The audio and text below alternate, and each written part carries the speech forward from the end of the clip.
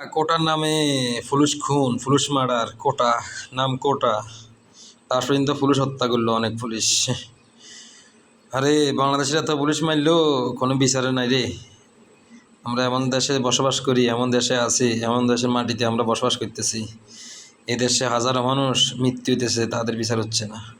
আর সাধারণ একটা মানুষ মারা যাইলে তার বাড়িতে বাংলাদেশের বড় বড় উচ্চ লেভেলের হাই লেভেলের অনেক লোক যায়, দেখা করে, কবরজাত করে।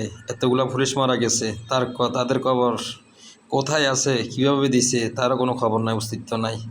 যাক, আমরা আল্লাহ দরবার ছাড়ে দিছি। বাংলাদেশ পুলিশ আগের মতো আবার ফিরে আসবে। পুলিশ পুলিশের জায়গায় থাকবে, আমরা পাবলিকের জায়গায় থাকবো। পুলিশ কখনো পাবলিক হবে না, পাবলিক কখনো পুলিশ হবে না, পুলিশ পুলিশে থাকবে। এটাই কথা। পুলিশের বিচার আপনারা দ্রুতভাবে করার জন্য চেষ্টা করেন। পুলিশ আমাদের বাংলাদেশের একটা বাহিনী, সেনাবাহিনী যেরকম একটা বাহিনী, আমাদের পুলিশ একটা বাহিনী। আজকে আপনার একটা দিন পুলিশ ডিউটি না করলে বাংলাদেশ ক্ষতির মুখে পড়ব, চিন্তার হারই বাড়ি যাবে। যাক, এদিকে যাইতেছি না। আপনার পুলিশের বিচারটা, এতগুলো পুলিশ মারলো, পুলিশের বিচারটা করার জন্য আমার পক্ষ থেকে রিকোয়েস্ট রইল। আমি একজন দিনমজুর মানুষ, পুলিশের বিচারটা আমরা দেখতে চাই। সাধারণ মানুষ, জনগণ যারা আমরা খেতে খামারে কাজ করি, তারা দেখতে চাই পুলিশের বিচারটা।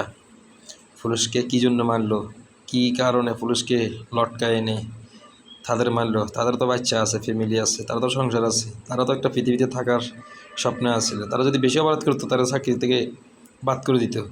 তাদের কীভাবে লটকায় মারাটা, এটা আমাদের মতন পাবলিক গ্রহণযোগ্য না।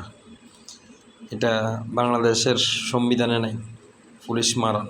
পুলিশ তো আপনাদেরকে রক্ষা করবে, পুলিশকে আপনি কী জন্য মারবেন? পুলিশ আপনি দেখতে পাইতেছেন না, তাহলে আপনি দূরে চলে যান।